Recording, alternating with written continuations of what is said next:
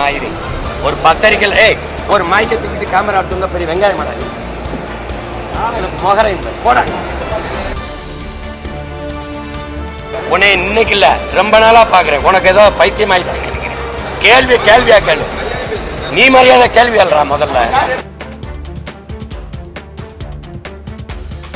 உனக்கு என்ன தம்பி பிரச்சனை? உனக்கு என்ன பிரச்சனை? உனக்கு என்ன தேர்தல் ஆணையம்? அரசு சொல்றத தேர்தல் ஆணையம் கேட்கணுமா? தேர்தல் ஆணையம்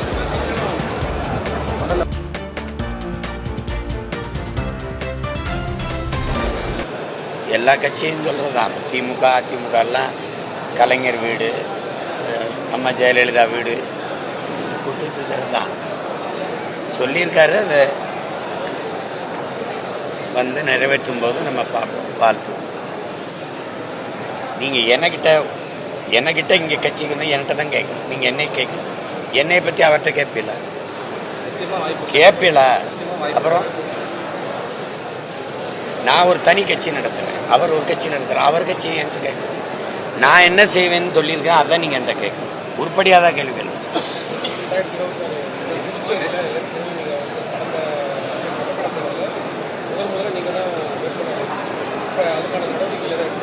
அது பிப்ரவரி 7ஆம் தேதி மாநாடு இருக்குது எங்களுக்கு திருச்சியில். அதில் புதுச்சேரி, தமிழ்நாடு எல்லா வேட்பாளரையும் சேர்த்து அறிவிக்கும்.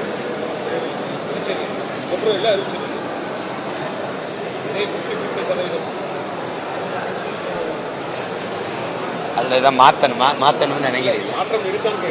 அது வாய்ப்பு இல்லை. நாங்கள் என் கோட்பாடு வந்து ஆணுக்கு பெண் சமம்ங்கிறது இல்லை, ஆணும் பெண்ணும் சமம்னு.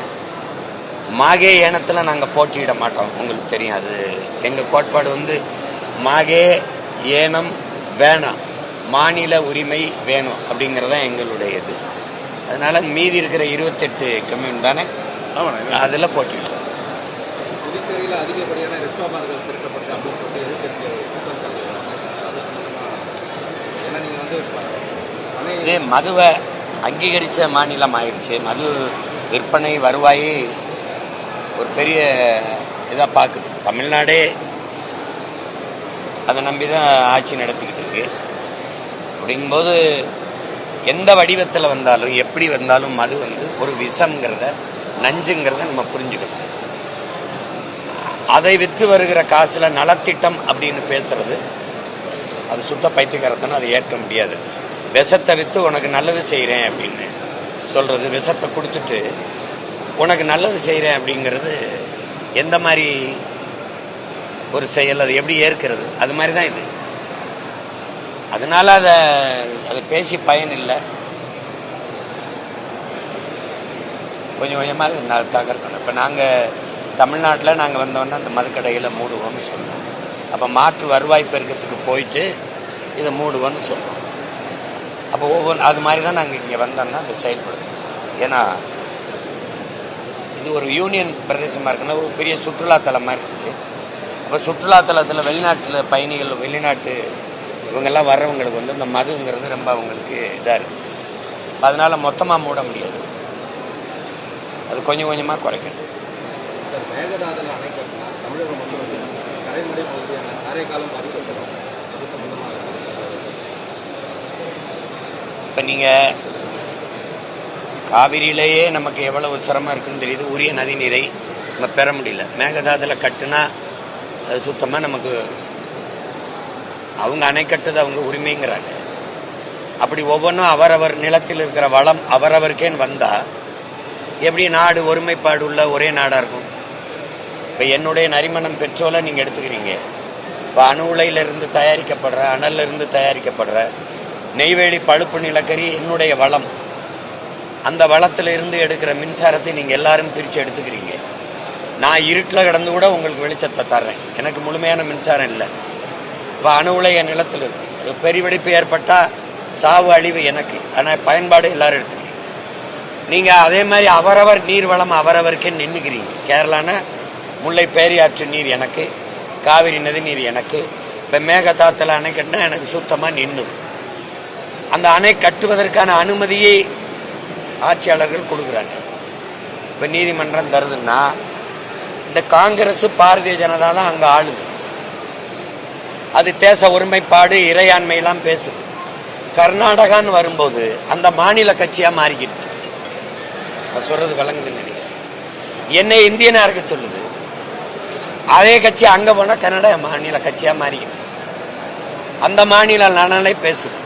அப்போ அந்த மாநிலத்தின் நலனை ஏன் பேசுதுன்னா அங்க காங்கிரஸ் இல்லைன்னா பாரதிய ஜனதா ரெண்டு ஆளுகிற உயரத்தில் இருக்கு.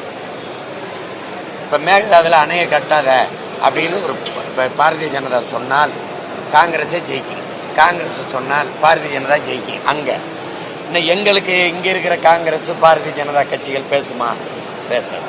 ஆனா நாங்க மானங்கட்டு போய் இன உணர்வு மான உணர்வு இல்லாம திருப்பி திருப்பி அவனுக்கே ஓட்டப்படும். அதனால எனக்கு அந்த அவனுக்கு எனக்கான அந்த உரிமையை பத்தி அவன் ஒருபோதும் கவலைப்படுறது இல்லை.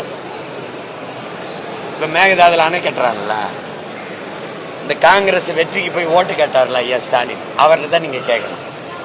நீ போய் கர்நாடகால வென்று வந்தா மேகதாதுல அணை கட்டுவான். ஏற்கனவே அதுக்கு நிதியா 9,000 கோடி ஒதுக்கிட்டான். அப்ப நீ அவனை போய் ஜெயிக்கவே நான் கட்டுவானா கட்ட மாட்டானா? இப்ப நீங்க என்கிட்ட கேட்கறத ஐயா ஸ்டாலின் அவர்கள்ட்ட தான் எழுது. செயல்பாடுகள் சரியில்லை. இல்ல இல்ல அவர்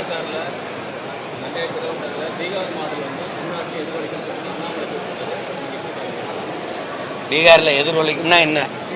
அங்க இருக்கிற வாக்கு 81 லட்சம் வாக்கை எடுத்துட்டே வெளியில.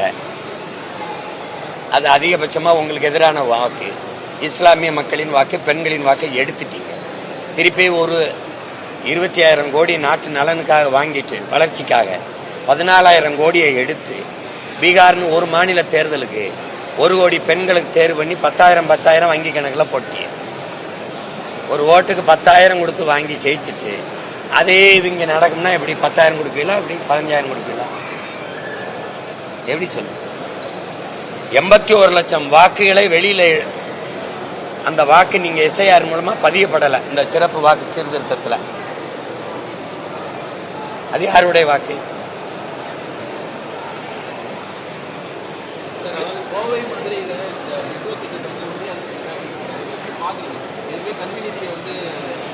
கோவை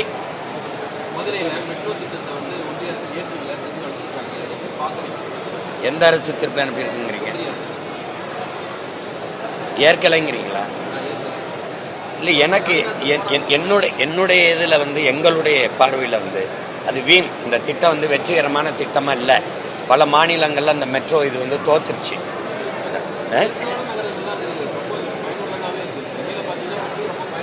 யார் சொன்னா? யார் சொன்னா? யார் சொன்னா? அதுக்கு எத்தனாயிரம்? 72,000 கோடி நீங்க ஒதுக்கிறீங்க. சாலையை ஒழுங்கா போட்டு அரசு பேருந்து நடத்துதில்ல. பெருநகரங்களை சிற்றுந்து அடிக்கடி வர்ற மாதிரி சிற்றுந்து ஏற்கனவே இருக்கிற தொடர் வண்டி இதை ஒழுங்கா நடத்தினாலே போதும். நீங்க அதை விட்டுட்டு மெட்ரோன்னு பெரும் தூணுகளை நிறுத்தி நெரிசலை உண்டாக்கி வாகன நெரிசலை இங்கே தரையில பயணிக்க முடியல. எல்லா வீடுகள்லையும் வாகனம் இருக்கு. அதுபோக தானி இருக்கு, அதுபோக உந்தூர்ல இருக்கு, அதுபோக அரசு பேருந்து இருக்கு. அப்ப அதுல போறவன் விழுக்காடு எத்தனை? எது வளர்ச்சி? எது வளர்ச்சி? நீங்க எது வளர்ச்சின்னு சொல்லுங்க. எது வளர்ச்சி? வயிறு நிறைய பசி வச்சுக்கிட்டு வானூர்தியில பறக்கிறத வளர்ச்சிங்கிறதும், இங்கிருந்து அங்க இந்த மெட்ரோல வேகமா போறத வளர்ச்சிங்கிறதும், இது என்ன வளர்ச்சிங்கிறீங்க? எது வளர்ச்சிங்கிறீங்க? எல்லார் வீட்லயும் வாகனம் வாங்கி வச்சு ஓட்டுற அளவுக்கு இருக்கிறான். அதை வளர்ச்சின்னு சொன்னீங்கன்னா சரி நம்பலாம். நீ மெட்ரோல போறதான் வளர்ச்சினா 72,000 கோடி அதுக்கு ஒதுக்கியிருக்க. பள்ளிக்கூடம் இடிஞ்சு விழுகுது. 300 குழந்தைய படிக்க வழி இல்லாம படிக்கும்போது பெண் குழந்தைகள் ஒரே ஒரு கழிவறை இருக்குது. எது அடிப்படைன்னே தெரியலையே. சாலை முழுக்க சவக்குழியா இருக்கு. மழைநீர் கழிவுநீர் வழிந்து ஓடாம ஒரு சின்ன மழை பெஞ்சாலே இடுப்பளவு தண்ணி நிக்குது.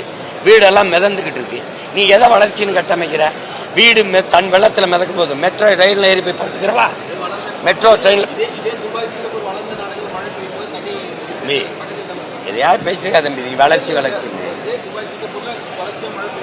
உனக்கு அந்த வளர்ச்சி வேணா வச்சுக்க. நான் வந்தேன்னா அந்த திட்டத்துக்கு முன்னுரிமை இல்லை. எனக்கு முதல்ல இருக்கிறத சரி பண்ணு. நீ இங்கே சென்னை விமான நிலையத்தில் பறக்க பிளைட் இல்லாத போது 5000 ஏக்கர்ல எதுக்கு போய் கட்டுற? ஏற்கனவே இருக்கிற சென்னை துறைமுகம், தாத்தா காமராஜ் பேர்ல இருக்க துறைமுகம், பாட்டனார் வாபூசி பேர்ல இருக்க துறைமுகத்துக்குள்ளேயே வேலை 38 விழுக்காடு 58 விழுக்காடு 55 விழுக்காடு தான் வேலை நடக்குது. அப்புறம் எதுக்கு 6111 ஏக்கர்ல மறுபடி துறைமுகம் கட்டுற? கொழுப்படுத்த போய் கட்டுறியா? இருக்கிறதுல வேலை நடக்கலைங்கிற அப்புறம் எதுக்கு அங்க போற? எதுக்கு முதலாளியை கொண்டு கொடுக்குறாத அதை கட்டிக்கன்னு எது கட்டுற? இப்ப நீ பிளைட் கட்டுற, ஏர்போர்ட் கட்டுற, பறக்க போற பிளைட் யாரோடது? அரசோடதா முதலாளியோடதா? அரசோடதா முதலாளியோடதா? ஏற்கனவே இருக்கிற தொடர் வண்டியில என்ன பிரச்சனை உனக்கு? ஏற்கனவே தொடர் வண்டி ஓடுதுல, சென்னைக்குள்ள ட்ரெயின் போகுதுல, அதுல என்ன பிரச்சனை? என்ன பிரச்சனைன்னு கேட்கறதுக்கு பதில் சொல்லுங்க. என்ன பிரச்சனை? இந்த மெட்ரோ ரயில் கேட்கறதுக்கு மெட்ரோ ரயில் திட்டம் இந்தியாவோடதா உலக வங்கியோடதா? இந்தியாவோடதா உலக வங்கியோடதா? காமெடி பண்ணிட்டு ஏதாவது பேச்சு ஏதாவது தெரிஞ்சுக்கிட்டு பேசுங்க தம்பி. அந்த வளர்ச்சி வேணுமா? போய் போராடி மெட்ரோ ரயில்ல நீ இனிமேல் சொன்னா மெட்ரோ ரயில்ல போயிட்டு வா. இதான் பேச்சு அலையாது. இதான் பேச்சு வளர்ச்சிங்க.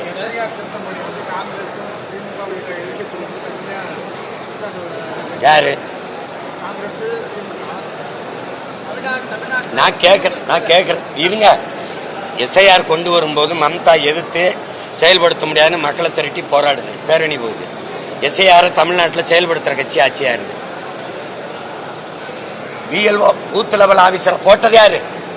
அங்கன்வாடியில வேலை செய்யறவங்களையும் சத்துணவுல வேலை செய்யற அம்மாவையும் இந்த ஹெல்த் லேபர்ங்கிற கொசு மருந்து அடிக்கிறோம் இந்த ஆஸ்பத்திரியில் வேலை செய்யறவங்களையும் அது பூத் லெவல் ஆபீசரா போட்டு போய் கணக்கெடுன்னு அனுப்பின ஆள் யாரு? திமுக தானே. உனக்கு என்ன தம்பி பிரச்சனை? உனக்கு என்ன பிரச்சனை? உனக்கு என்ன தேர்தல் ஆணையம்? ஏய், அரசு சொல்றத தேர்தல் ஆணையம் கேட்கணுமா? தேர்தல் ஆணையம் முதல்ல உனக்கு என்ன பிரச்சனை? நீ தொடக்கத்துல இருந்தே பிரச்சனை இருக்கு. தள்ளி வாங்கிட்டு வா. நீ தேர்தல் ஆணையம் அரசு தேர்தல் ஆணையம் அரசு நடத்துதா? அரசு தேர்தல் ஆணையத்தை நடத்துதா? காமெடி பண்ணிட்டு அலையாதைய. அப்புறம் ஏன் எதிர்க்கிறாங்க? எதிர்க்கிறோம்னு ஏன் சொல்ற? எப்போ நீதிமன்றத்தில் வழக்கு போட்டா? எப்படி வழக்கு போட்ட? இதை எதிர்க்கிறேன்னு போட்டியா? உன்னை இன்னைக்கு இல்ல ரொம்ப நாளா பாக்குறேன். உனக்கு ஏதோ பைத்தியம் ஆயிட்டாங்க நினைக்கிறேன். கேள்வியா கேளு. நீ மரியாதை கேள்வி அல்றா முதல்ல. டேய், நீ முதல்ல கேள்வி கத்துக்கிட்ட போடா. ஆளை மாயிரி ஒரு பத்திரிக்கை ஒரு மைக்க தூக்கிட்டு கேமரா எடுத்து வந்தா பெரிய வெங்காயம் மாடா நீ. மொகரையும் போடாங்க. ஆளை மயிரி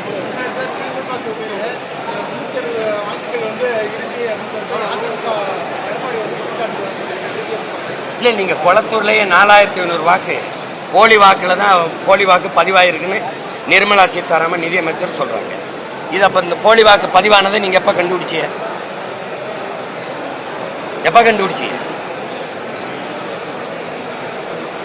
இன்னும் 2 மாசத்துல தேர்தல் வரும்போது கண்டுபிடிக்கிறீங்க.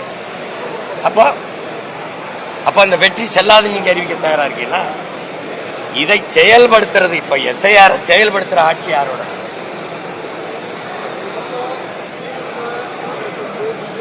இப்ப குறை சொல்றீங்களா? கர்நாடகால எஸ்ஐஆர் செயல்படுத்துறீங்களா இல்லையா? நீங்க தானே ஆள்றீங்க.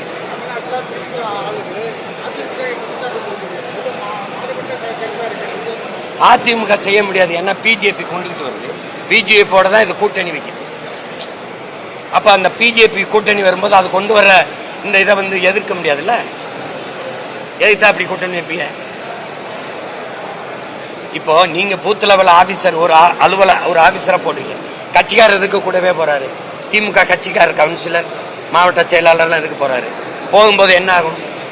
எது உங்க ஓட்டு இல்லையோ அந்த ஓட்டெல்லாம் தூக்கி விட்டுவீங்க. நடக்குமா நடக்காதா சொல்லு. இப்ப ஒரு வேளை போறீங்க, அங்க என்னோட படமோ என் தலைவர் படமோ எங்க கொடியோ அங்க இருந்தா அந்த ஓட்டை வப்பியெல்லாம் எடுத்து விட்டுருவீங்க.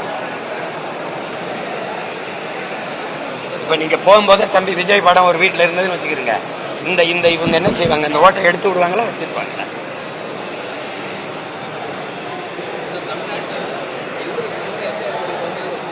புரியல, சத்தமா.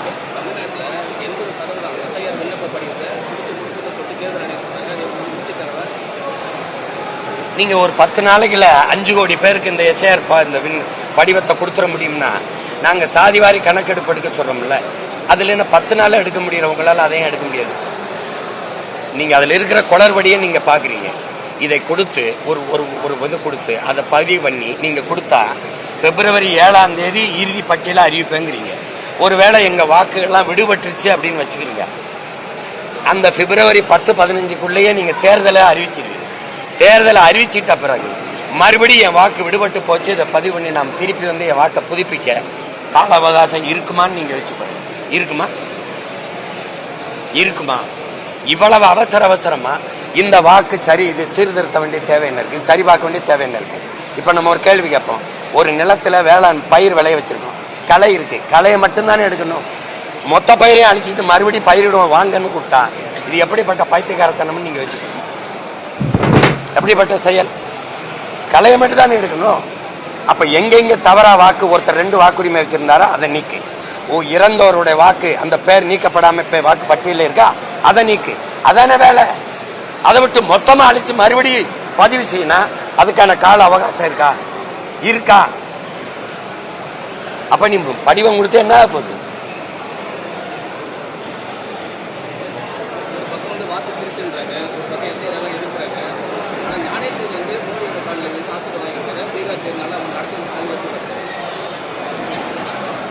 அவரை தேர்தல் ஆணையரா நியமிச்சது யாரு? அரசு தானே. யார் காலில் விழுந்தாரோ அவர் தானே. அப்புறம் அவர்கிட்ட போய் வாழ்த்து வாங்காம என்ன பண்ணுவாங்க? நாம நினைச்சுக்கிட்டு இருக்கோம் தேர்தல் ஆணையம், நீதிமன்றம், அமலாக்கத்துறை, வருமான வரித்துறை, இந்த மத்திய புலனாய்வு துறையெல்லாம் தன்னாட்சி அதிகாரம் பெற்றது, ஆட்சி அதிகாரம் அதுல தலையிடாதுன்ட்டு சுதந்திரமா இயங்கும்னு. அது சுத்த பைத்தியக்காரத்தனம். யார் அதிகாரத்தில் இருக்காங்களோ அவங்களோட விரல்களா அது இயங்கும். நீட்னா நீட்டும், மடக்குனா மடக்கும். இப்ப நாளைக்கு நினைச்சா என் வீட்டுல என்ஐஏ ரைடு விடலாம், இன்கம் டாக்ஸ் ரைடு விடலாம், இடி ரைடு விடலாம். அப்படித்தானே இருக்கு. அப்ப தேர்தல் ஆணையரை நியமிக்கிறது யார்? தலைமை நீதிபதியை நியமிக்கிறது யார்? அப்ப அது யாருக்காக பேசும்? யாருக்காக பேசும்?